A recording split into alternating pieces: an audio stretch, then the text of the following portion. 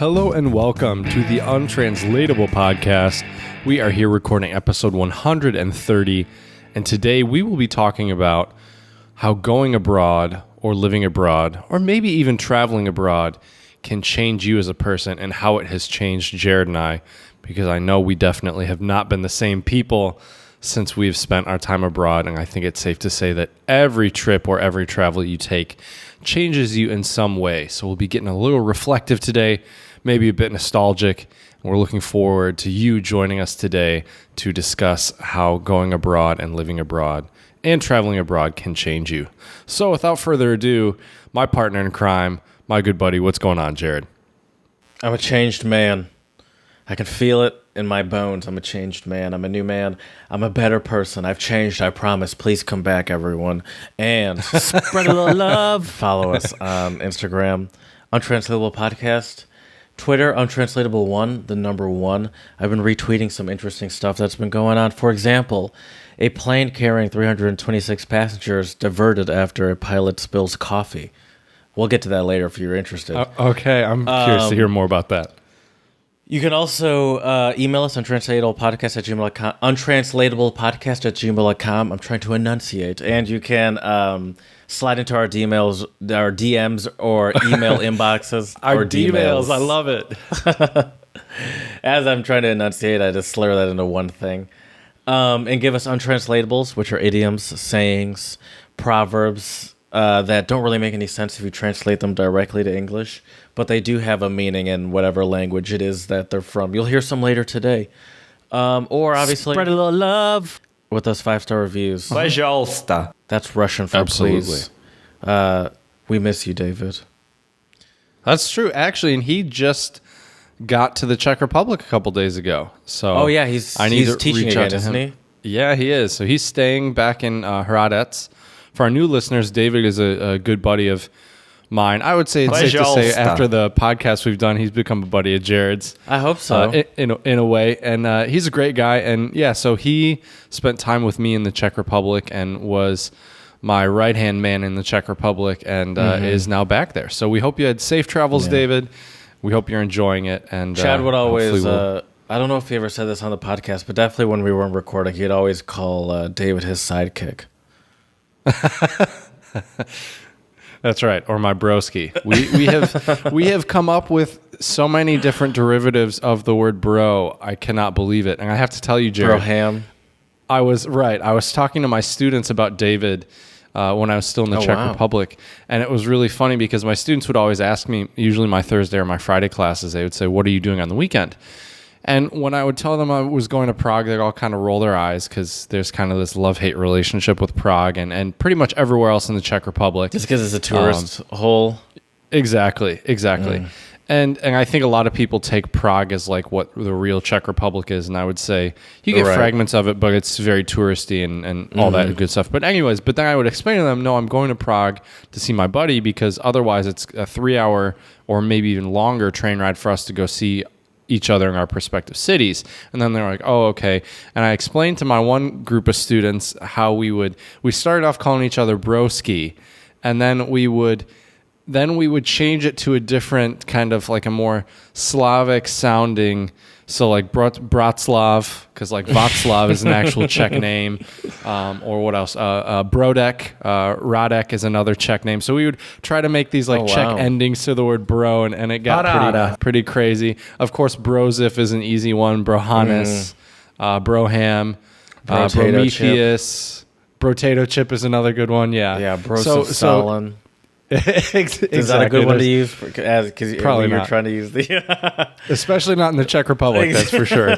But yeah, so anyways, Dave, we hope you're doing well. And yeah, but I'm curious though, Jared, I got a question for you. I saw our story, either our story or our photos on Instagram, that you went to the fireworks. You stayed at the Tigers game to the fireworks. Oh, I did.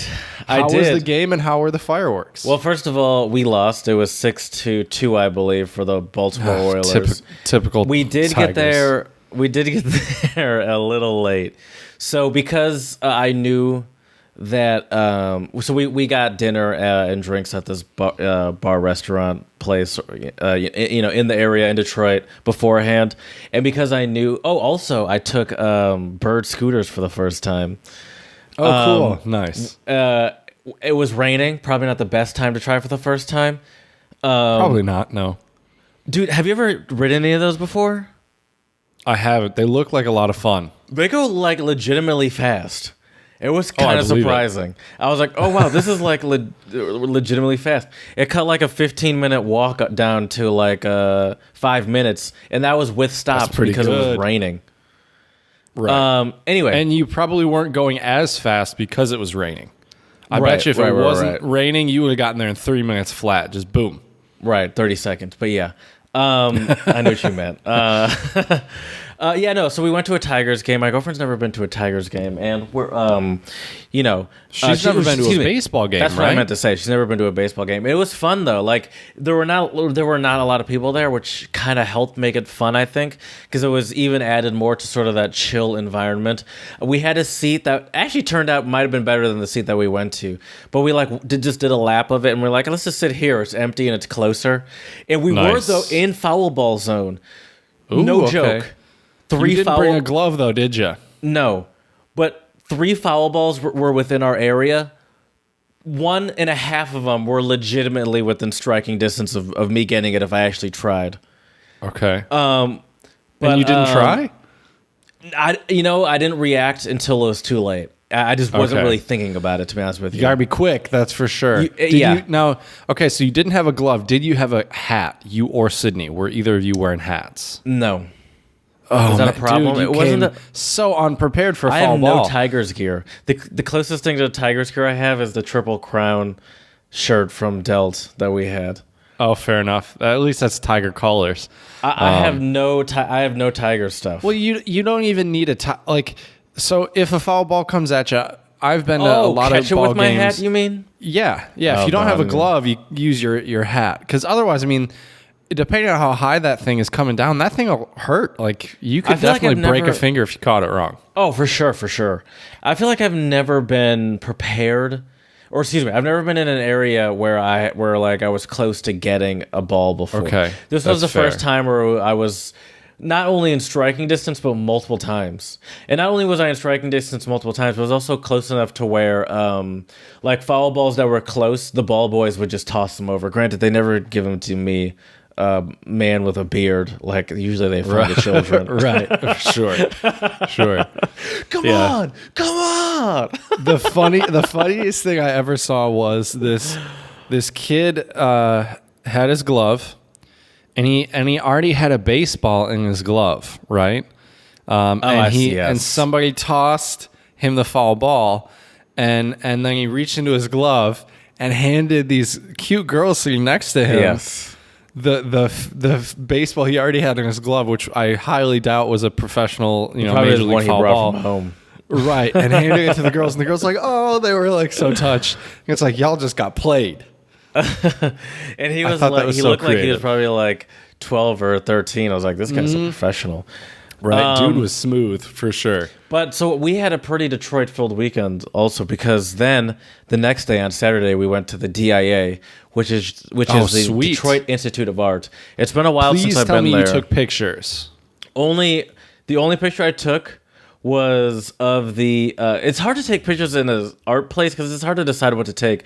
But I did take a picture of the iconic. I don't know what you call it, but at least the two sides of like the iconic mural that's there. And from Sydney, Diego actually, Rivera, my girlfriend, nice. Before she's never seen that before. She's never been to the DIA before. But as she stepped into it, she already knew who the artist was. I don't even remember who it was now. But she's like, "Oh, Diego Rivera." Yeah, and I was like, "How'd you know that?" She's like, "Oh, I just recognize it." But anyway, that was the terrible husband of Frida Kahlo. Fun fact. I did not know that. Yeah. I forgot brilliant how giant the DIA was. So it's huge. We were there for maybe about an hour and a half, and we only focused on the modern art section. And honestly, we probably could have spent a little more time in the modern art section. We didn't see all of it, and we were talking about how we'll go in chunks and we'll just check out different wings and stuff. We didn't even get through the whole modern art section. It's great though. But what I love about the DIA is if you have a Michigan license, which we both do, it's free. You just walk right in. No, excuse me. I take that back. You have to live in You have to live in the Metro Detroit counties. You have to live in Macomb, Oakland, or two others. There's 4, I believe. I don't remember what the other ones were, but the main Metro Detroit counties. Exactly. Yeah, and I tell you what, buddy. The couple times I've been to the DA, I went with my dad, and our listeners maybe don't know, but my dad is a huge art nerd. I mean, has a master's degree in art. If you've ever seen us at the Academy of Fine Arts, if you've ever seen us on YouTube, especially when Chad and I were together, that giant Jimi Hendrix painting behind us was painted by your dad. I don't know if we ever even mentioned that. I don't know. Maybe we probably did should once have the first time we brought it out, but yeah. So shout out to you, Dad, for the awesome backdrop for our podcast. But yeah, so I went with him to the DIA, and it's although I love going with him because I learn a lot of random stuff. And I really like to see him I like to step back and, a lot of people go to observe the art. I like to go to observe my dad observing the art. Well, that's like his ultimate nerd spot. Right. I mean, that's like when we went to the Rock and Roll Hall of Fame. I feel like my dad, in a way, got to see me as him in a different setting. You know what I mean? Yeah. But he's also super interested in music, so it wasn't quite the same. But anyways, when we went to the DIA, though, the reason why I'm bringing this up is he had me take pictures of everything. So I'll have to look and see. It's probably on my other phone, but I can send some your way. Yeah, that'd be great. It was just so funny. Like, we'd walk by and he'd go take a picture. And I'm like, you literally have a smartphone in your pocket. Like, you could take pictures of all of these and have them on your own phone, and I don't even need to send them to you because then it loses a bit of the quality unless you airdrop it. But anyways, yeah, that's cool though, man. So you guys went to the DIA? I don't know that. Well, I think airdropping it's probably saved. It's the same quality, but I know if you email stuff, if it compresses the size or whatever, but anyways, back to your weekend though, buddy. So you went to the Tigers game, got to see the fireworks, which I love looking at that backdrop of the Detroit skyline. I forgot that's why we brought that up. We're crazy. Oh, so I'll bet. The way they do it is they roll out these 3 just flat trailers, and then the trailer is just a firework missile machine gun, and it's literally just like just shooting off fireworks and I was like, how are there that many fireworks in this flat trailer? And it was a solid maybe 20-minute show. Oh yeah. And it was just like a full machine gun status of fireworks, and it was great. Right. And I'm glad we stayed. I actually, my girlfriend really wanted to stay. So even though, when we were in, say, inning 6, we got there around inning 4 or maybe 3 or 4. So when we were getting to inning 6, 7, I was like, all right, so we're actually going to do this, huh? Oh, so we are going to see the fire. Yeah. Oh, so you do. Oh, you like fireworks. Interesting. It was worth it though, wasn't it? Oh, for sure. And it flew by. I had a great time because it's just a great place to hang out. Like, I got a Miller Lite, which is one of the rare places I'd probably order a Miller Lite, but it probably $10 for it. It was actually $10.50. Yeah. Oh, there you go. Yeah. What else did you get? Any other ballpark treats, like a hot dog or pretzels or something? My girlfriend wanted a pretzel, and that was, I believe, $5. Okay. Not great, but better than $10 for a Miller Lite of all things. I don't think it is better. I think no. I think the Miller should be $2 and the pretzel should be 50 cents. You're talking like a high school sporting event now, Jared. Do they still beer at your high school sporting events? I don't think they do. I don't think they did either. I don't think they do. I'd probably assume they didn't. Although, shout out to my high school football team real quick because they won, I guess, the other day 64-0. And my high school football team historically has not been great. So shout out to the Dexter Dreadnoughts. Yes. I think it was 64-0 Brilliant. So yeah. So at least one of my football teams did okay this weekend. So Chad, I saw that. I had a story I wanted to talk about, but before we even get to that, we don't even have to talk about that. Because I want to know if there was any Genon updates or any new any China stuff. Yeah. Yeah, First of all, what are you doing with your yeah. weekends? Are you getting out of the house? Nope. Well, I'm walking around. I'm walking around a couple spots But still to try to pretty solo. find. Yeah, still trying to find restaurants. I mean, I'm going to tell you what though. I don't remember if it was Friday or Saturday. It's all kind of a blur now. But one of the days I woke up, I had a bit of a scratchy throat, and I thought, "Oh no, here we go." That sounds just how you would think. You're like, right. it's happening. Right. But I drank lots of water, and I have like these like basically kind of like airborne tablets that are for your like immune system. Oh yeah. Had a couple like of an those. emergency kind of thing. Right. And then I slept quite a bit. I think it was on Saturday. Slept quite a bit, and we're good to go. We're fine. But I did try some new Chinese food. I messaged you about it. The super oily food I tried. So there's this fast food place, like a Chinese fast food place near my not too far from my apartment here in Jinan. And so I went there and I ordered. It's always funny because my Chinese, especially let alone reading the characters, is terrible. Like I can't make right to left, no idea what any of the characters mean. So I'm basically dependent on my Google Translate app. So I held it up to the thing and it said, what did it say? It was like boiled and skewered chicken, and it was like looked kind of like a bowl, and I could tell like there were like potatoes in there. So I was like, all right, this looks fine. So I get it. And the funny thing is, with most Chinese dishes, unless it's a specified dish of how you're supposed to cut the slices of meat, usually, at least from where I've seen pork and chicken, the bone is still attached in the chicken or in the pork. Which seems really unfair as an all chopstick culture. Well, actually, you grab the bone with the chopstick because it sticks out. Oh, so that's how you eat it. But my dexterity with chopsticks is still horrible. So, so that means basically like all the pieces that were attached to the bone. One, they're like super chewy, and it's kind of cartilage-esque. Cartilage. Yeah, it's like a lot of cartilage, and and this is when I realized, Jared, like one, our dining culture in the States is a lot different than here in China. Because like at least for me, I only eat certain cuts of chicken, like basically breast or thigh. Like that's really all we eat. I can tell you that I have no idea. Yeah. Right. Wing. Or drumstick, wing, or breast. And that's pretty much all we eat in the States. Whereas here, dude, like there were so many parts that I'm like, I don't know what this is. And because it's all cooked in soy sauce, it's all brown. Yeah. And it's kind of chewy. It has kind of a rubbery, chewy consistency. And I didn't realize how spoiled we were in terms of the way we eat meat in the States, because it all still had the skin on it, and like to the point where you have to pluck the feathers, and like the skin, it just so that kind of the greasiness of it already made me lose my appetite a little bit.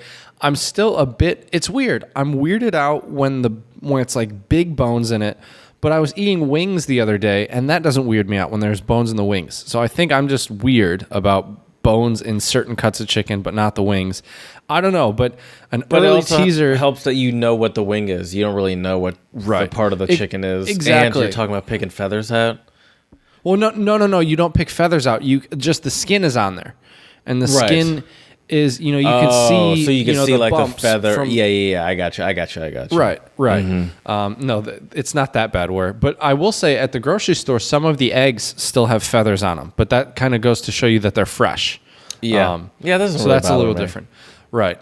But yeah. So anyway, so I went there and I ate about half my meal, and it was okay, but definitely a little oily. And this is when I started to wonder. I'm like, oh, is today going to be the day when I'm going to do the toilet dance?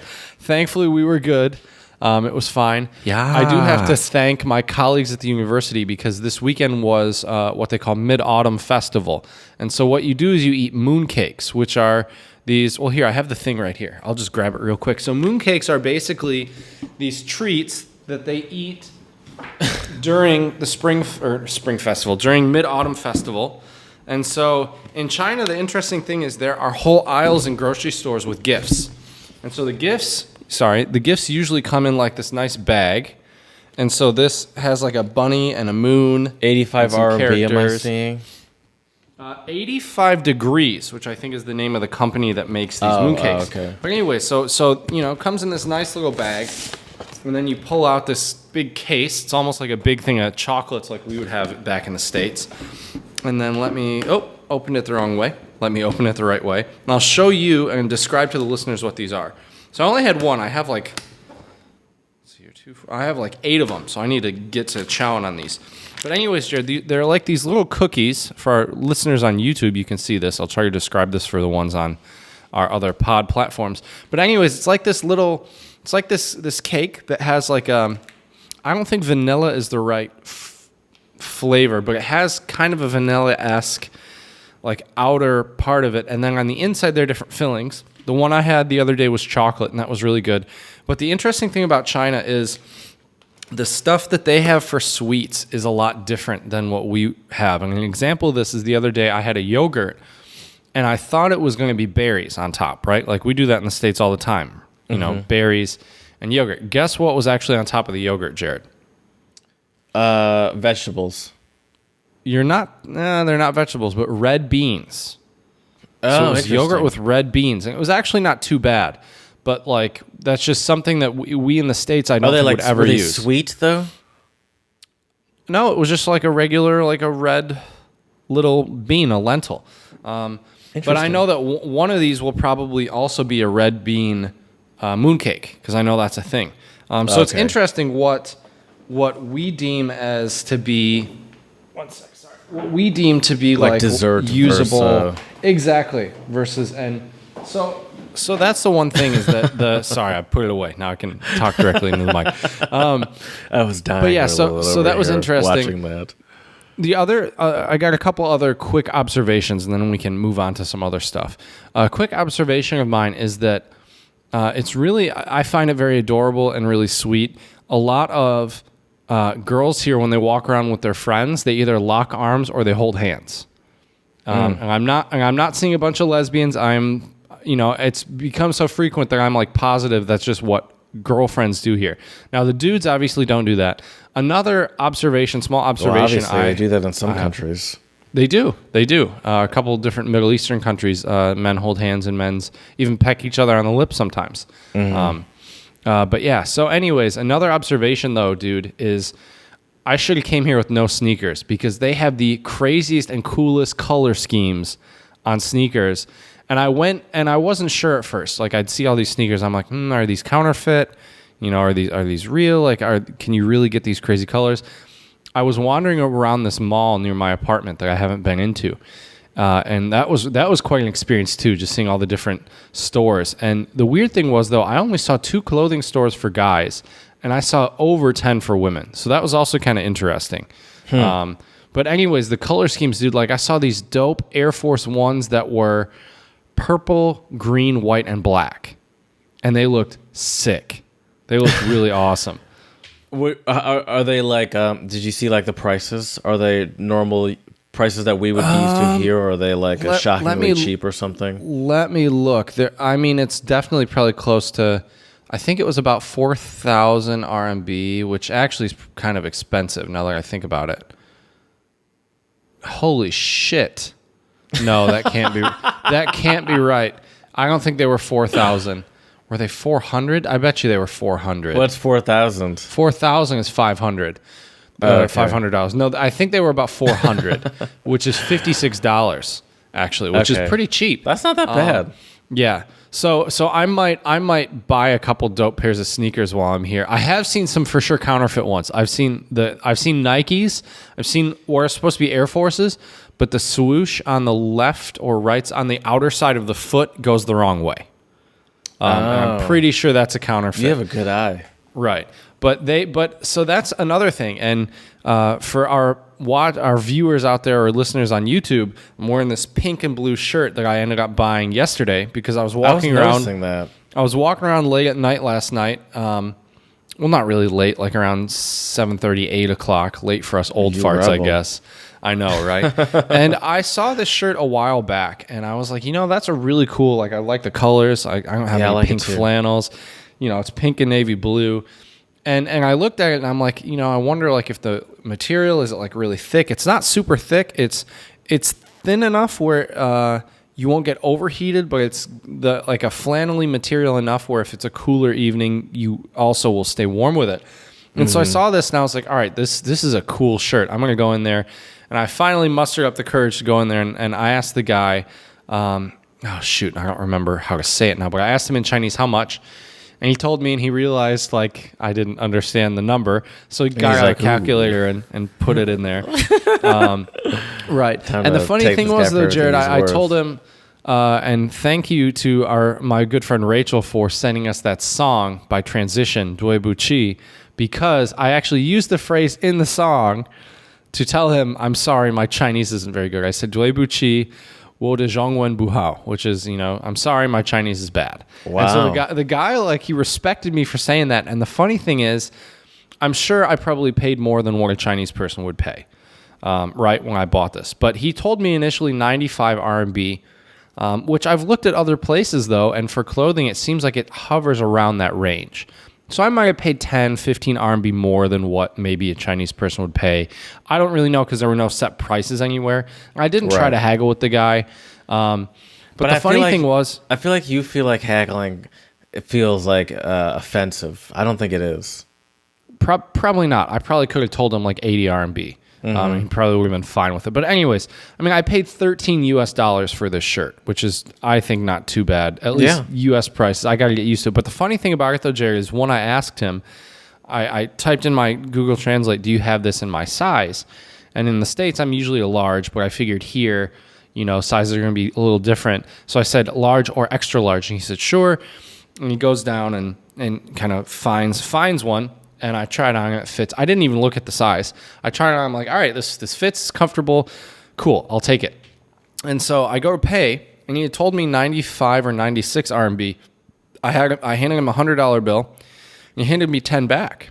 So I actually only paid 90 for it. All right. And I have a theory. The cool white boy special. Well, my theory is that I initially asked him how much it cost before I told him, I'm sorry, my Chinese is very bad. So I wonder if he was just like, all right, you know what, he tried, I'll take off 5 RMB. It's not much, but maybe. But the funny thing about this, Jared, is I want to show you, usually, like in the States, when you buy a flannel, usually it's plain. Right? There's no writing on it. Here, it's all the rage, and I'm not a huge fan, but it's all the rage to buy shirts with like writing on them, right? Yeah, and I don't like that either. So right, but so I'm gonna try to hold this up for you so you can see it. But basically, I was not expecting that. I don't know if you can hear me through my shirt, but basically what this says is it says stretch the limit. It says stretch the limit. It has, I'm pretty sure that's Korean, not Chinese. It does look like Korean from what I know. Here, it says stretch the limit. I do very bad things, and I do them very well. Yeah, there you go. So when I saw that on the back of it, I was like, I have to buy this. Like, I can't. Because at first I'm like, oh, great, there's writing on the back. Like, I don't want this. And then I read it, and I'm like, this is kind of hilarious. So I was not expecting that. And the funny thing was I thought about wearing this shirt to teach in when I first saw it. And then I saw the back, and I'm like, I'm going to be writing on the board. And they're going to read, I do very bad things. I'm like, probably shouldn't wear this to teach it. And I do them very well. That's right. But Jared, what size do you think this is? My guess was just extra large. But I assume it's bigger than that. 3XL. I am a 3XL in China. I'm a chunky boy here, Jared. So usually in the U.S. you'd wear what? Like a medium to a large? Right. Exactly. I mean, medium's a little tight, but I could squeeze into it. But yeah, here apparently I'm a 3XL. Dude knew my size right away, though. Like, he looked at me, grabbed the thing, fit perfect. So that makes sense. But now we know. That made my day. I was not expecting that on the back. Right. Stretch the limit. I'm pretty sure that's Korean below it, not Chinese, because the characters look a little different. Yeah, because Korean tends, I don't know, obviously, but Korean, from what I remember, tends to look more rounded off like that. Yeah, it has circles and stuff. And like I have my water right here, and you can see the characters on it, and there's no circles. There's no roundness to it. Nongfu Spring. Yeah, that's my water here. But yeah, so anyways, so that was kind of cool, though, going in there and talking to him. I probably could have tried to barter with him. Now in hindsight, though, dude, like I brought especially a bunch of button-downs because I thought I wouldn't be able to find many clothes my size. Now I'm kind of like, I should have brought less button downs, because they have some really cool color schemes here and stuff is a little different. Right. So your boy might just ball out at some point and just have to really pack my stuff. I did have a lot of extra. I was under both my suitcases by like 4 pounds. So, Right. And plus I probably won't have any toiletries when I come back, or not many of them. So that'll be more space. But anyways. Yeah, start justifying it now. That's a good idea. That's right. And I'm with you though. I think you should, especially since you can get like you're not going to like H&M and G9 and just getting just like the same thing you get anywhere. You're interested in these unique things. And if you go back to this guy again for other shirts, maybe it'll be easier, or maybe later you'll be maybe more inclined to haggle a little bit just because you have a sort of a rapport with him, or he'll even knock off an extra 5 RMB because he's like, all right, white boy, thanks for coming back. Exactly. Yeah, and I know, and the places within walking distance to my place. I've always just wanted to call you white boy, but you can. I'm just using the Chinese That's all right. as an excuse to do it. White boy Chad is here. What can I say? But yeah, so, and they had a lot of nice shirts actually, but this is the one that really caught my eye, and I was like, I'm doing this, getting a pink flannel in China. When in China? Would you ever wear that in the U.S.? Oh hell yeah, of course. Okay. Especially with the goofy writing on the back. Are you kidding me? Well, that's what I was talking about. That's especially because of that. About. Now I might even have to try. Like, I almost bought a sweater the other day, like a sweatshirt that said, "Oh, what did it say on it?" I should have taken a picture of it. It said something like, "Oh, what did it say?" Wasn't also like in Czech Republic they seem to wear a lot of shirts that have sayings and words and phrases on them. Right. Ones and that you'd be like, wow, sense. I would not wear that in public. Well, it wasn't that I wouldn't wear them in public. It's just like it's so random. And you can tell that they just put English on there to be cool. A funny shirt I saw the other day was this guy had a windbreaker on, and it looked like they had taken really, really old newspaper stories and just plastered them on there. So I was like reading a some of them. Note or something. Yeah. Right. Well, so it was like little blocks of like, you remember when, I don't know, did you ever play with like Silly Putty as a kid? Yeah, a little bit. So you know how you could like flatten out the Silly Putty and press it on like a comic or newspaper? Yeah. Mm-hmm. It looked kind of like people did that, but just all over his windbreaker. But it was all in English. And so it's a lot of the stuff here clothing wise, I think they just add English on there to be cool. Like one other flannel I saw was a red and black one. And then on the like left, like upper breast part of the flannel, it said youth. That's just random words. Right. I mean, at least with this one, like it's random words, but it's kind of funny, you know? Yeah. So that's and why I got it. Saying something, even if it is kind of ridiculous. And hey, we do try to stretch the limit here at the Untranslatable Podcast. That's true. What can I say? That's true. Yeah. Might have to become the new untranslatable uniform for China. Since I had the laid back vibes in the Czech Republic, now it's stretched the limit. Yes. So there we go. I love it. There we go. But anyways, other than that though, dude, things have been going good in China. I got nothing else new to add for you for now. Now, Chad, I know you love it. You love spread a little love. One of your favorite segments. We've talked a lot. Could you give us one shout out for today? Sure. Okay. Yeah, I can shorten it for today. No problem. No Because problem I at don't all. want to. We still have untranslatables to get to here. We do. We have a lot of stuff. And you know what? I'm going to give my shout out today to China, because there's been a lot of research that shows that China has actually made even more progress on environmental pollution. It's begun to decline even more. And so it's really great. And so China's economy continues to grow, which is also great. But at one point, it seemed like their economic growth was kind of parallel to the pollution that they were putting out in the environment. And now they've done a great job of making it cleaner. I've only had a couple days so far where the air quality has been bad enough to wear my mask, which is great. So you don't wear it every day? No. And now, I have an app. And you're in a especially high manufacturing area, if I'm not mistaken.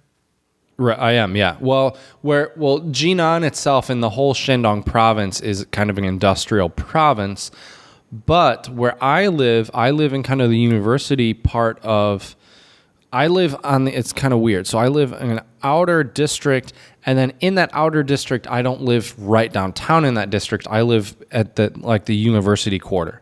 So I am away from the downtown area, and I'm also away from the downtown part of my district here in Jinan. So I'm at a nice place where there's less air pollution and stuff. All right, well, Jared, anyways, enough about Jinan and the air quality, because it's good. And we send lots of love to China for cutting down their environmental pollution. That's absolutely great. You betcha. But now it's time for the main sake of our podcast, Jared, and I hope you happen to know what time it is. Ooh, there we go. I'm always ready. Always on time. Eager, some even say. That's right. No one calls me eager.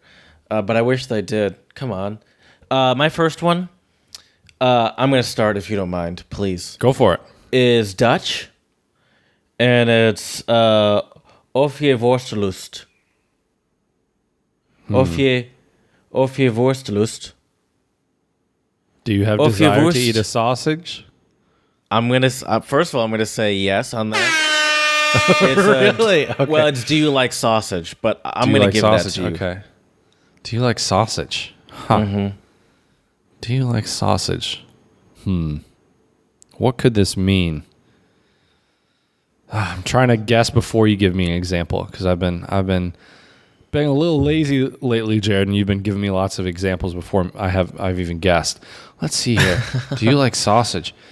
Oh, I don't even know. Like, think the part of my gutter brain is taking this down a path that I don't think is correct at all. No, no. Do you like sausage? But think about it this way: in I assume in many parts of Netherlands, they are very popular for many of their sausages, and there are a lot of tasty sausages in the Netherlands. Is this just like, are you hungry?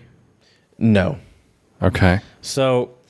You and I, many weeks ago, when you first got to China, you sent me your schedule, and we decided, we can easily record on these days and stay consistent on the pod because the people need us.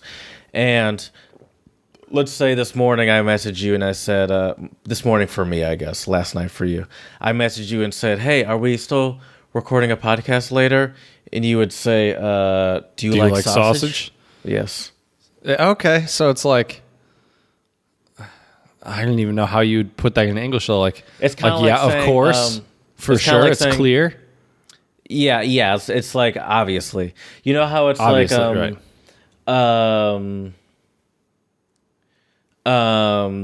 it's like, hey, are we going to be recording tomorrow? It's like, hey, are we recording tomorrow? Does a kid get excited about cake? You know, where it's like you say some other obvious, like obviously yes statement or something like that. Does a bear go to the bathroom in the woods? Yeah, there you go. Okay, that's what enough. Do you like sausages? Okay, yeah, okay. I like that one. That's pretty good. Where it's like I'm surprised right. I'm surprised they don't have that in German because they love their sausage. Yeah, that's true. I'm surprised that's not a German untranslatable as well. Maybe we need to make it into one. Or a Czech one. That's true. Right. That's also true. That's true. They do love their sausage in the Czech Republic. Oh, I miss Czech sausage. It was so good. Anyways, so I have an Arabic one for you. And this stems from my meeting my Arabic teaching colleague. I need to message him. Actually, I found out I do have his contact info. I need to message him. And I want to see if I can do English lessons and he'll teach me a little bit more Arabic because that would be sweet. And I bet you I could get some direct untranslatables, Egyptian untranslatable for the pod. Sure. Anyways, he's from Egypt? He is. Yeah, okay. He's from Egypt. And this one is, and I don't know if you've said this one before because you have done some Arabic ones in the past. I have, but we'll see. Them. So here we go. It is Ma fish halawa min ghayr nar, which means there is no sweetness without fire. That one does not sound familiar to me. I don't think I have done that one. Okay. There is no sweetness without fire, where it's like no pain, no gain, essentially. I'll give that one to you. Where it's like I would say nothing good comes easy. Exactly. Right. Yeah. Exactly. Okay. All right. My next one is Yoruba, which is an African language spoken in, I'm sorry, Nigeria. People. Okay, there you go. And it is Agba Kiwa Loja Kiori Omo Titun Owo, and it is do not go crazy. Do not let the new baby look. Oh, interesting. Is this like you gotta keep your composure even when things get tough? You gotta stay cool as a cucumber? Yes, sir. Yeah. All right. To avoid a bad reputation, behave in a mature manner, Okay. even if it's tough. Right. And that's one thing that I think, a little teaser for our segment, even though we're not going to talk about it just yet, but I think that's something that living abroad will do to you, is make you a bit more, have more composure in certain situations. I'd agree with that. I have one more Chinese. I have one more untranslatable, and this one is Chinese. Please. Before we get into the main segment, Yes. which is Sai Wang Shima. I think I pronounced that right. We'll see. But this is when the old man from the frontier lost his horse.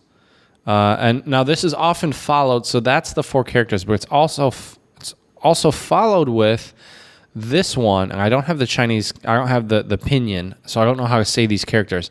But the whole phrase that they say. So really, this would be a double. So this would be an 8 character phrase. Usually they're only 4. Chengyu. But yes, this is a Chengyu, and this is. So the whole phrase, though, is because if I just give you the first part of it, it doesn't really make sense. But the first part of it is when the old man from the frontier lost his horse.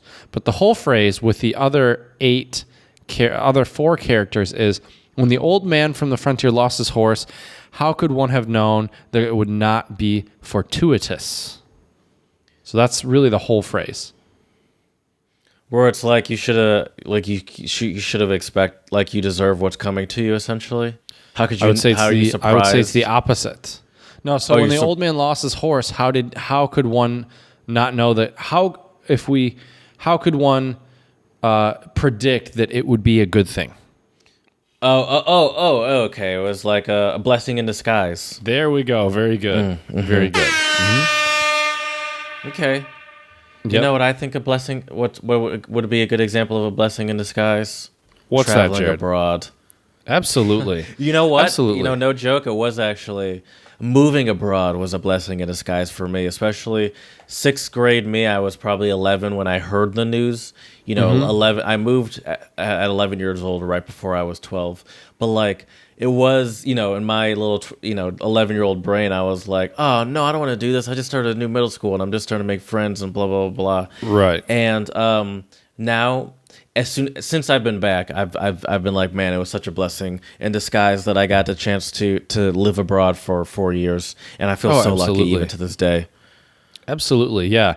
I think that's the thing about moving abroad, especially when you're that young, Jared, is it kind of shakes up your whole world because you have to establish a new social circle. You were moving to a country where English wasn't, I mean, they speak good English in Germany, but it wasn't the main language. I will say you were lucky, though, that you were able to go to an international school because I think that gave you an even different perspective on Germany. And I think it gave you a bit of a more multicultural background. You know, you've mentioned like you had friends from Japan and from all over the world. And you were also surrounded by very successful, children of very successful people, because let's be honest, international schools are not cheap.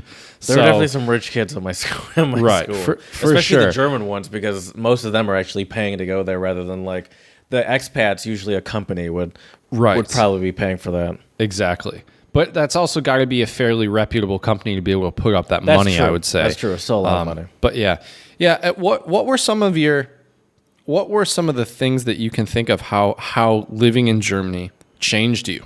I mean, it's hard to say in some ways because it was so long ago, and plus. You were at a point where even living in the States, you would have changed and you would have grown because that's just a part of when you're 11 years old. That's a part of life. But can you think of any examples or things that really stick out to you? I definitely dressed better. I definitely think that was a big one. I just was more aware of my clothes. Okay. I think you probably, and I mean, you can agree to, like, you can definitely attest to this too, having lived abroad and traveled many places, but you learn how to communicate with people. Like, there is sort of a art to communicating with non-native English speakers that's clear, but they're not just clear. I think there's also something to not coming off as like patronizing, like, right, or super condescending. Sort of Absolutely, like condescending. That's actually that's the word I actually meant to say. There is like a weird balance to where it's like you're not condescending to people's assuming that they're terrible or whatever, but also there are shortcuts that people take in all their languages that a non-native speaker, even if a good speaker, wouldn't be able to catch or understand. So it's just understanding where you're, the sort of conveniences you have of knowing that language. Right. Oh yeah, absolutely. And the thing that drives me crazy is when people assume, and I think this is more so in the U.S., where we do have a bigger population of monolingual people, where they assume when someone has an accent or they don't speak perfectly fluent or grammatically correct English that these people aren't intelligent. That drives me crazy because one's ability in a foreign language does not have anything to do with their intellect, Yeah, of course. And it drives me crazy. And I think the reason why you and I can understand this so well is because we've been put in positions where you feel like a child. I feel like a baby all the time. Yeah, I feel like a baby all the time being in China. Like half the phrases I don't know, or I'll have to look at my phone. I know what you mean. Right. And so yeah. But I think that's another big thing, and how it changes you is that I think it opens up your perspectives to different people, different ideas. And I think it also opens up your brain to the idea of learning a foreign language because, let's be honest, if you live in the U.S. your entire life and you never travel outside of the U.S. for long periods of time, there really, I hate to say this, but there really is no point of learning a foreign language if you're not going to use it in your everyday life. I think that's fair. I think that's fair to say. And so I think though when you travel abroad and you realize like you're put in a position where you're like, I straight up can't communicate with people. It's a really humbling experience. I think it makes you, like I remember when I came back from the Czech Republic, how excited I was that I could just have a small talk conversation with people. And plus in the Czech Republic, they don't really do small talk like we do in the States anyways. But it also makes you appreciate certain aspects of your culture that you would take for granted otherwise usually, like making small talk. Mm-hmm. I would say, though, yes, I agree with all of that. I would say, though, in addition to that, though, I think that even just like we're talking about living abroad, I think that even traveling has made a big difference for me because even though I lived abroad as a kid and I traveled a bunch throughout Europe and some other places when I was a kid, and now me as an adult, traveling, especially abroad, traveling everywhere is on me. So like if I want to expand my knowledge or expand sort of my repertoire of countries, it's no longer just on my parents to want to go places or want me and my sister to see things. So I think that traveling is another skill that even though I have lived abroad and I do understand that there is inherently I can understand the benefit to that, like I still have to, like it still takes some effort on my own to make that happen. And I would say that once you do it, and especially for someone my age, it's always sort of, for the average person my age, it's always sort of a sacrifice. Most people can never just make that payment for a flight and hotels and just be like, all right, that's not, I'm not about to make some level of sacrifice here. Like most people are making some level of sacrifice. But I think if you do it, once or twice, you can sort of understand the benefit of that sacrifice and see where your money is going in it. And even if you spend a lot of money, whatever that might be, it never really feels like a waste. Right. I would rather spend a lot of money on a trip than, I think the only other thing I could sort. Right. Guitar. I think I was just going to say, I think that's the only thing I would justify spending a lot of money for other than travel. But would be a guitar. Now, obviously, guitars cost that much, but like, I don't know if this is getting too personal, but like, do you have any guitars that cost as much as like a $1,500 round trip flight? Oh yeah. Okay. I have a handmade classical guitar I bought right before I graduated from Albion, because I actually thought I was going to be maybe pursuing a master's in classical guitar performance. And when you do that, I was told by my teacher in Austria, actually, if you want to pursue a career, even gig on the side at like weddings or something, it's really good to have a handmade concert model guitar because one, it's louder. It's better quality. It'll last, and as long as you take good care of it, it'll last your entire lifetime. So I will tell you that one. And you're like, that was a mistake. Nope. Okay. Not at all. I mean, it's one of those things where, like, I don't know. It was about I got a good deal on it, but nowadays they're about $3,000 or $3,500, somewhere around there. Oh my! But it's handmade. It's a double top classical guitar. I'll spare you and all the listeners the nerdy details. But basically, this sound from this guitar, I've never had or played a classical guitar that sounded like this, and is as loud as it, and it's beautiful. And you saw it actually during my senior recital at Albion. Mm-hmm. It was the kind of orangish color guitar. Yeah, so you at least know where your money's going. That's good. Right. But I will agree with you that I think the thing about travel is you're buying memories and experiences and not things. I mean, yeah, obviously you need to buy a plane ticket and stuff like that, but I agree with you. I think it's worthwhile. And I'm always kind of planning, like, I think another benefit of traveling abroad is that it actually has helped me with my finances in the sense that I'm always sort of even if I don't know where I'm going to be going, I'm always planning with like, all right, within the next, I just took a trip to Europe in March of 2019. So sometime within 2020, I'm hoping to take another trip. So I'm not saying it's like made me some sort of financial guru by any stretch of the means, because it definitely has not. But like, at least it gives me something to plan and save for, and it helps me sort of structure that around that. Because even if I don't know where it is I'm going, like I always know that's something that I'm always hoping to do, essentially as soon as possible. Oh, absolutely. I agree with you though. I think it gives you something to look forward to. It gives you something to plan for, and be a bit more responsible with your money, which is always great. Yeah. And I think the other thing, speaking of money though, another thing that traveling will do, especially if you go to different countries, is I've realized that I've never been great at math, especially mental math, but I've gotten really good at figuring out what currencies are in like usually US currency. And that's kind of cool. Like when you can do that. And now I've started to realize here, like what, certain, like I think 100 RMB is roughly like $15 or somewhere around there. Jared can check me on that math, but I think it's somewhere around there. I thought it was subtle. And so that's the nice thing though, is trying to figure out, I still for the most part understand, like 14, if I go back 14.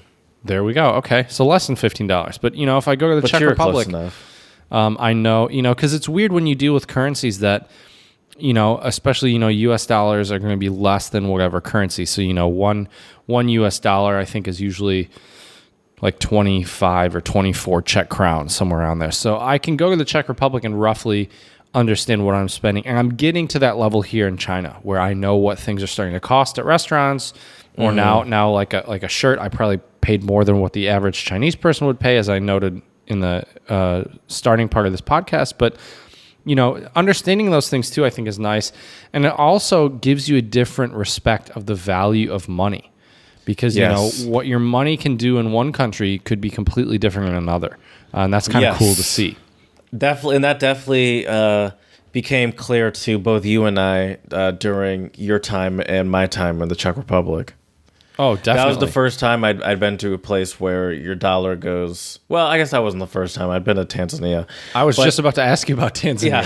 Yeah. No, that was a great example. I actually have, in the back of my phone case, when I came back, I had 2 of these 2,000 shillings. And I don't know exactly how much that's worth, but it's definitely not much. I mean, I guess I could figure it out. But anyway... it is interesting to learn how far your money, your dollar can go. And okay, I have another thing. I was gonna look up how much that money was, but it does. Oh, actually, it's right there. Another thing I had. Wow. What? All right. What's 2,000? Guess how much this 2,000 shilling Bank of Tanzania note is? $20. I'm gonna say you're a little high. $5. I'm gonna say you're a little high. $2. I'm going to say you're a little high. $1. I'm going to say you're a little high. 50 cents. It's a little low. 87 cents. Holy! What can you buy? What can you buy with 2,000 shillings in Tanzania? I don't remember. I mean, you could probably, but once again, it probably goes further than one might think. Also, because obviously things are probably cheaper there in general. Right. But I knew it was. I feel like it's even gone down since I was there a couple of years ago.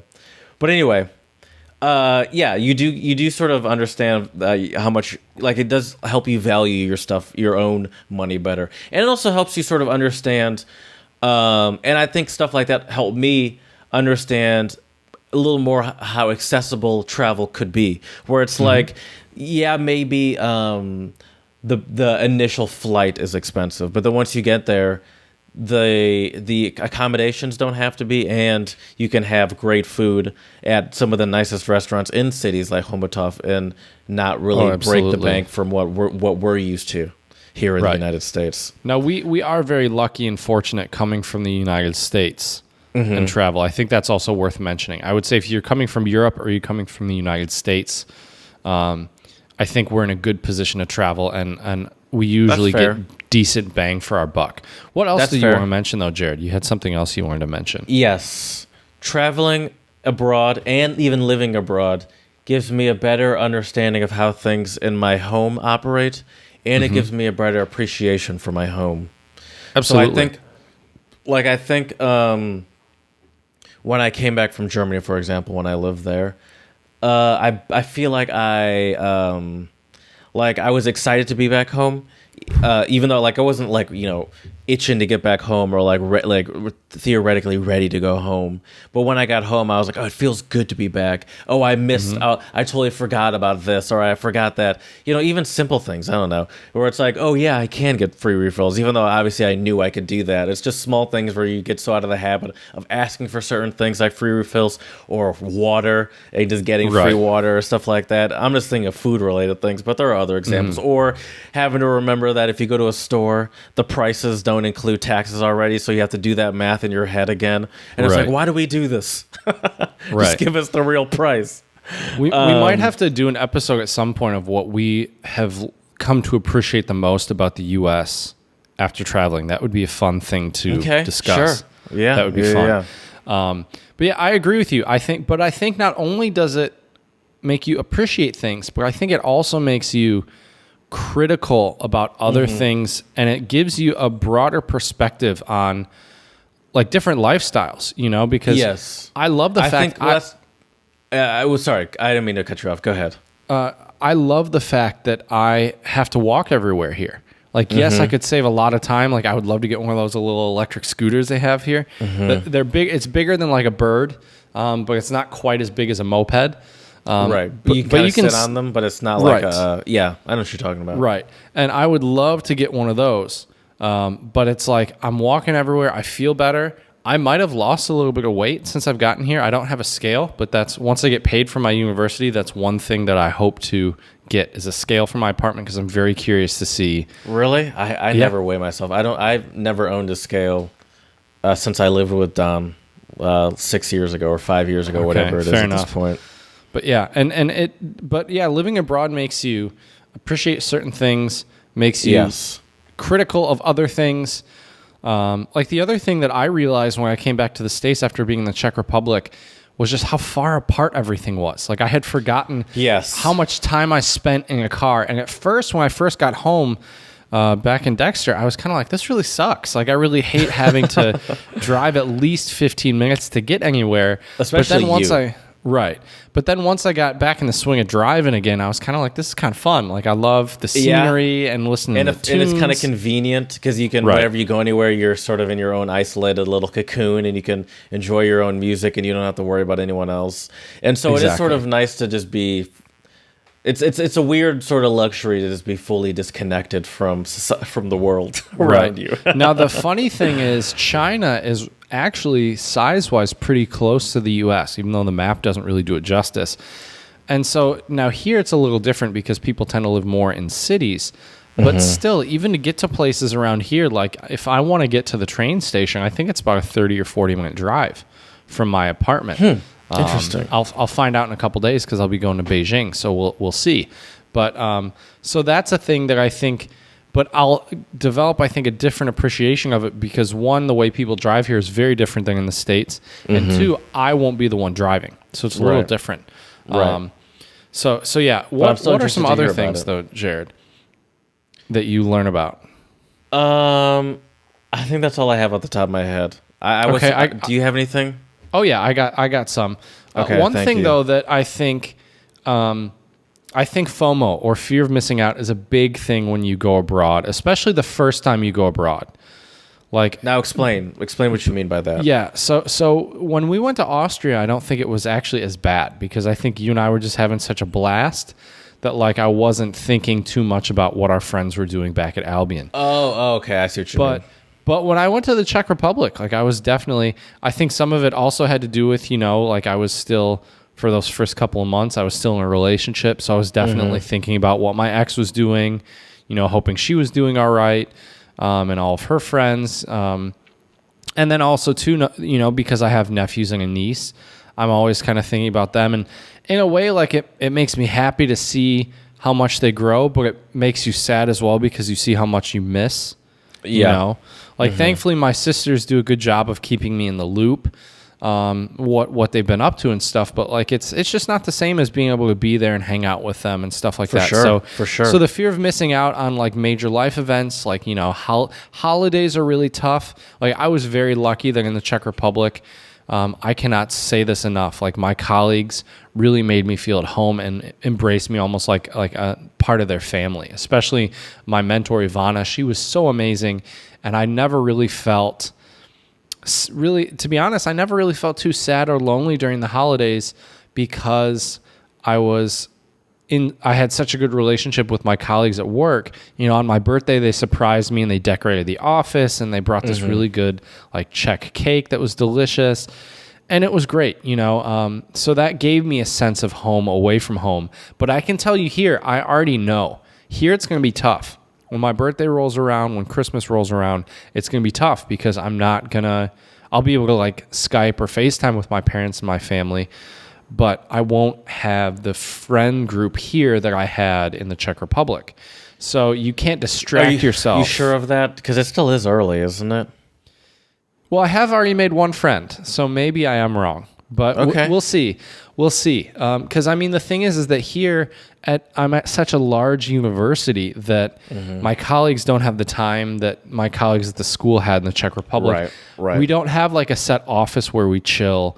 But I think it also makes you realize that like I really try to be present in the moment when I was spending time with family in the States. I think that's another thing. So you think you appreciate your family more having traveled so much? Absolutely, and friends as well. And I think the other thing is too, when you come home, for me, I really try to spend as much time with my friends as I could.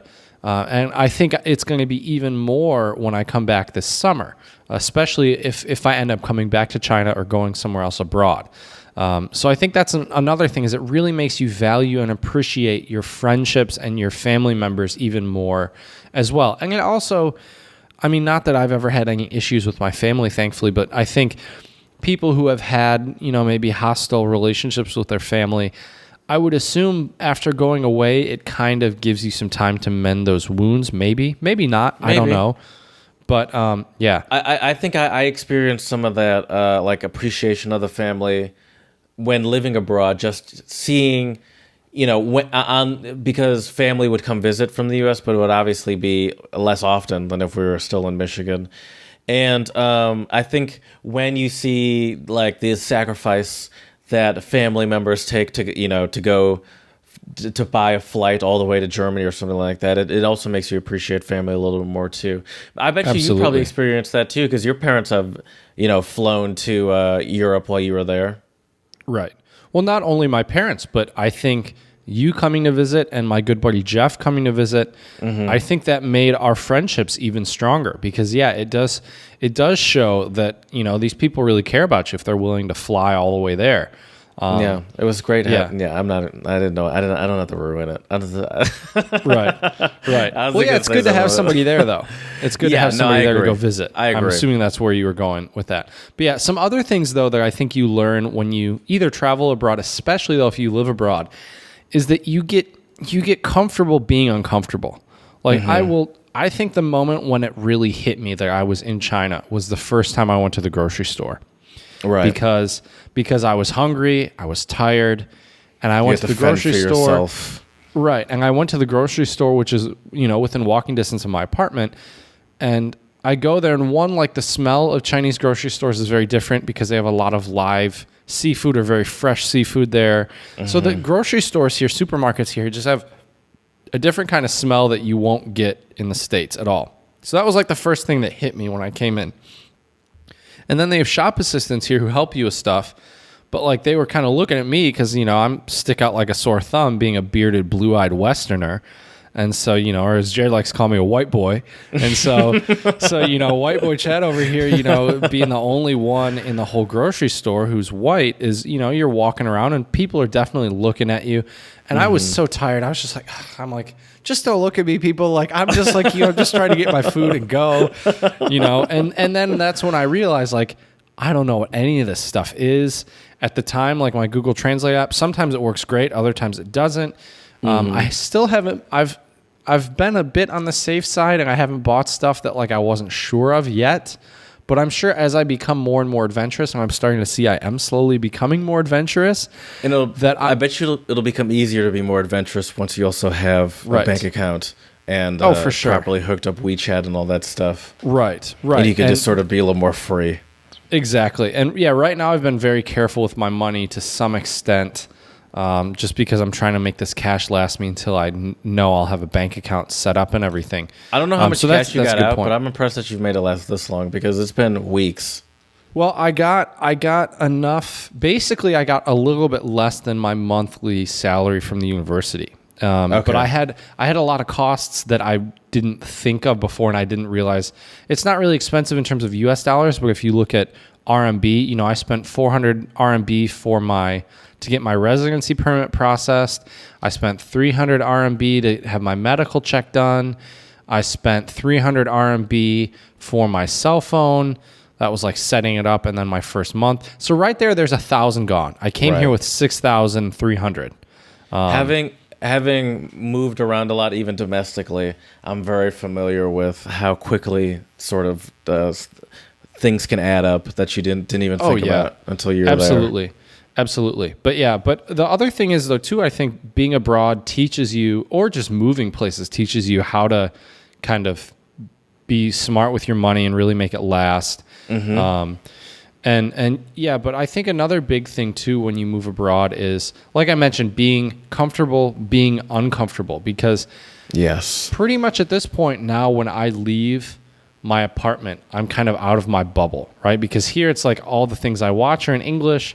All the stuff I do here I know is fine. But like if there's ever any issues, I don't have the language skills yet to really negotiate in Chinese. Thankfully, I have that handy dandy Google Translate app that works. So that's been a lifesaver a few times, because there's been a lot of times where people will say stuff to me and I just look at them and I'm like, so do you still go places and you're like, here we go. We're about to do this. Let's see how this goes. I mean, last night when I bought this shirt, I was like, you know what? But I think I have moments, I have days where I'm ready and excited to try these things. And then other days where it's just like, where you get so used to being in a place where you speak the language, and then it's like everything's automatic and easy. So there are times, it's exhausting where everything is sort of like an adventure, and everything has to be. You have to like think about every sort of transaction that you're gonna do. You can't just live exactly. But that also, I think, becomes a part of your personality, where when you go back to the States, like on the one hand it's nice, or go back to your home country, on the one hand it's really nice because it's like, okay, I don't have to worry about anything. On the other hand, you kind of miss that little bit of thrill, where going to the grocery store, it's like, what will I find out? And I love the fact, and I've mentioned this on the podcast before, I'm really trying to try new foods, not only at the supermarket, but at restaurants on a daily basis, right? So I found a couple cheap, easy staples like ramen from the grocery store that I've been eating here. But when I go out, like I want to try new restaurants, I want to try new foods, because it's like, what's the point? Like, yeah, okay, in theory, I could go to KFC and Burger King every day and eat that crappy Western fast food. Or there's a pretty decent restaurant called Hippie Food that has really good burgers, and they actually have burritos and tacos and stuff. Still haven't tried their tacos and burritos yet, but their burgers are delicious. But it's like, what's the point? Yeah. Like, I can get Get out all of your that stuff comfort zone. in the States. Exactly. A couple other things, though, that you learn while abroad, Jared, is communication. Either you learn the language or you learn how to do without being able to speak the language. And right now, I'm obviously in the stage where I don't speak the language, so it's a lot of pointing. It's a lot of saying jigo, which means this. It's a lot of holding up my phone with the translation in front of them. But you figure out ways to make it work, and that's kind of some days it's fun, other days it's a pain in the ass, but a lot of days it's fun. And I think it probably helps too that you did first have to experience the same sort of struggle in Czech Republic, and so now there's sort of an added level to the struggle with the not even recognizing the characters, Right. Probably less a concentration of people that can speak English, and so you just build on it, and you probably, I would assume, and maybe you can't, it's hard for you to know living it, but I would assume that you're tackling the situation a lot better because of your Czech experience. Oh, for sure. I think that's why I haven't felt as big of like a culture shock yet as I thought I would. I thought I would. I mean, a lot of it though is because my smartphone helps out a lot. I can use that like a translation. real game changer. Yeah, is a big thing. And obviously I have maps on it because I have internet on there. I can access a lot of stuff, and that's really useful and helpful. But I think being in the Czech Republic definitely helped me get out of my comfort zone. And although Czech culture, it's different than U.S. culture, but it's still a Western country. Yes. Whereas, China customs and stuff here is very different. But I definitely do agree with you, Jared, that I think that was like, in the Czech Republic, I was kind of like wading into the water. Exactly. Training wheels is an even better example. Absolutely. But one thing, though, too, that I think happens when you live abroad is you develop more independence, a lot more growth. And I think that I've even become, while being here in China, I've become even more flexible and even more patient. I would believe that. I'm even surprised by some of the food risks and chances you've taken. Yeah, so far so good. From the little I know about you. Right. But I think the patience thing, what I've realized is like, whenever I go to a restaurant, I'm usually the last person that they want to wait on, because I'll say ni hao, hello, but they see me and they're like, oh great, like this guy probably doesn't speak Chinese, like he won't know what the food is. And I've seen some like workers at restaurants get a little frustrated with me because I'm like using my translation app on the menu, and they're probably like, come on guy, like just order your damn food already, But I'm sorry, but this is what I have to do. I'm not willing to just point and take a risk. Take a guess, yeah. Right. Now, if I had a bit more money, maybe I'd be more inclined of the idea of trying that. But right now, because I'm trying to say, no, I don't like it, I'll get something else. Right. But I also don't want to be wasteful either. But yeah, so that's the thing, though, is that everything here takes a lot longer than it would in the States or even in the Czech Republic. My Czech was decent enough where I could get stuff done. Yeah. So yeah. But, the last thing, though, that I want to mention before we discuss our song of the pod is one thing that you learn how to do, and I'm still not good at it, and I need to improve on it, but you learn how to, I think, meet people fairly easily and quickly. Yes. But it's also... you also kind of learn how to say goodbye. Yes, and it's that's tough. interesting. It's really really agree tough. with you, but I didn't bring it up because I'm terrible at meeting people still. But I do think I have gotten good at saying goodbye, and I imagine that you struggle with that a lot too.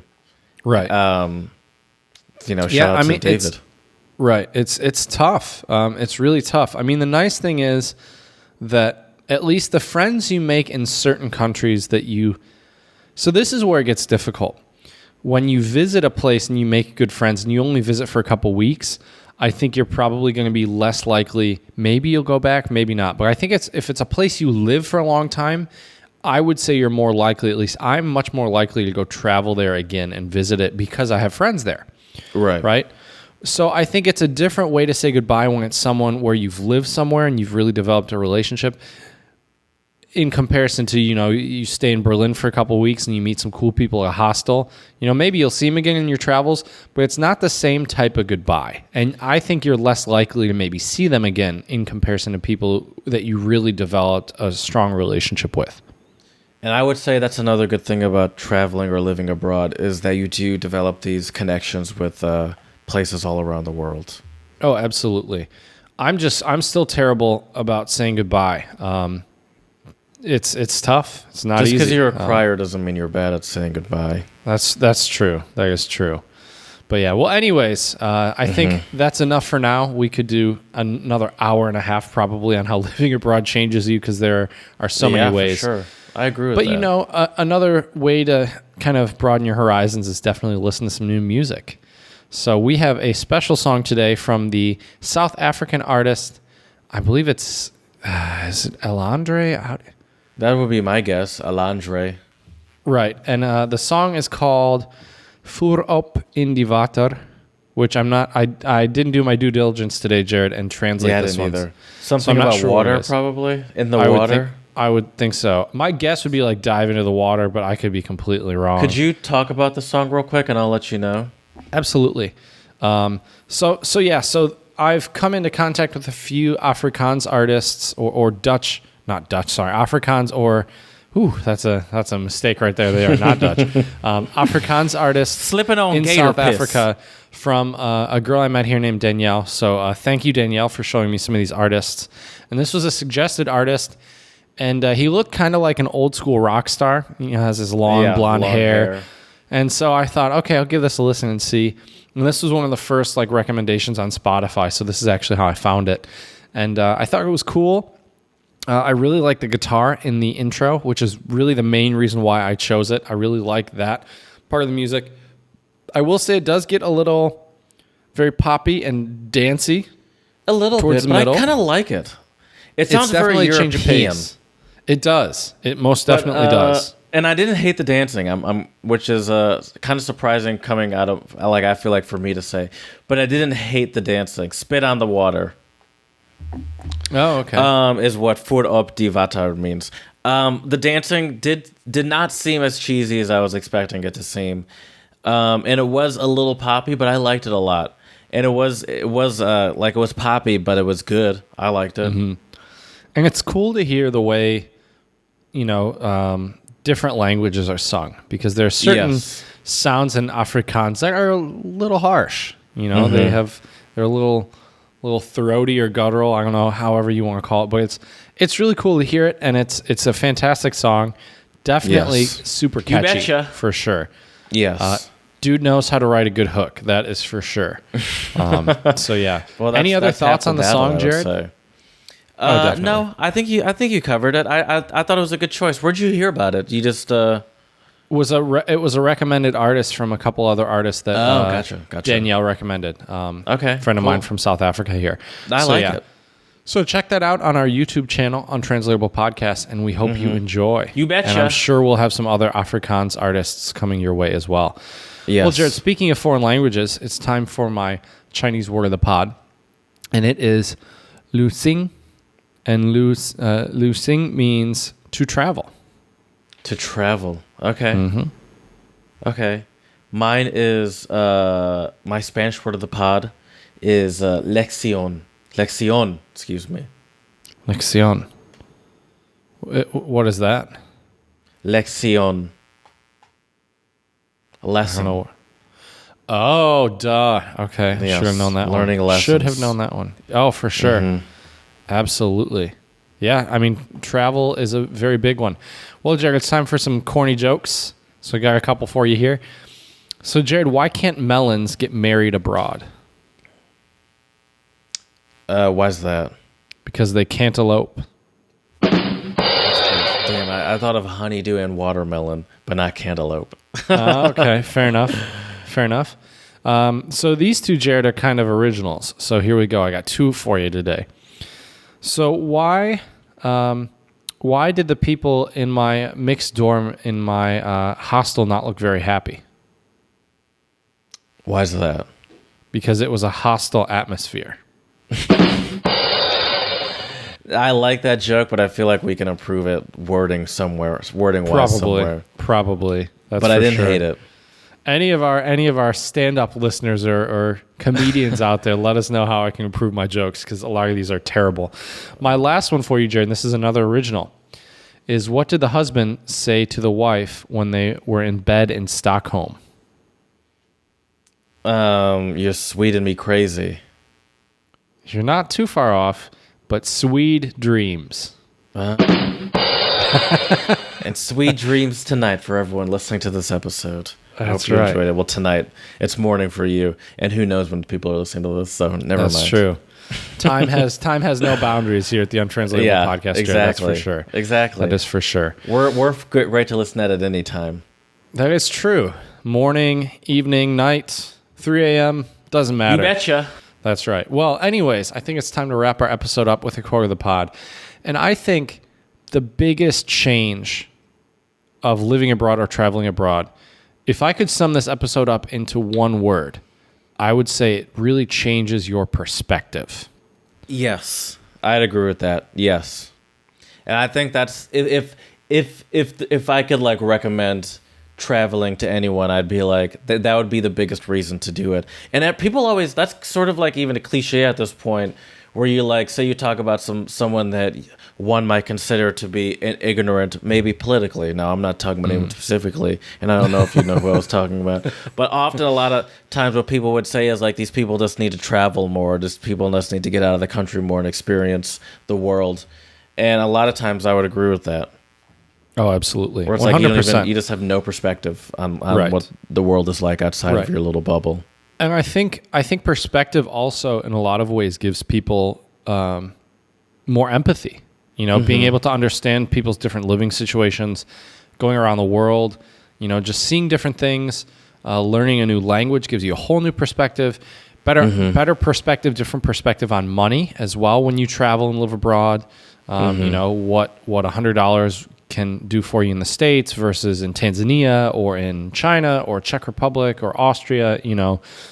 Yeah, absolutely. So perspective is the big thing, and I think it's important in life to try to get as many perspectives as possible to really learn a lot and understand our fellow humans. Brilliant. So there we go. Thank you for your input, Jared, on our recap of this episode. And I hope that everyone has enjoyed this episode. Let us know, though, how living abroad has changed you at untranslatablepodcast@gmail.com. Or you can slide into those DMs, Untranslatable1 on Twitter or Untranslatable Podcast on Instagram. You can send us a D-mail or an email, whichever you actually don't send us D-mails. I don't want any pictures of your D, to untranslatablepodcast@gmail.com. You betcha. We would appreciate hearing from you if you have any untranslatables, any ideas of topics you would like to hear Jared and I discuss. We always appreciate that. If you have any stories, we're happy to share your stories on this podcast. And lastly, please do not forget 5-star reviews on iTunes and Stitcher. And there you can give us some feedback on how we can make this podcast even better for you. So we hope you've enjoyed. We hope you have the opportunity to travel abroad or live abroad and make some good changes in your life as well. And as we say here at the Untranslatable Podcast, Dziękujemy, muchas gracias, 谢谢.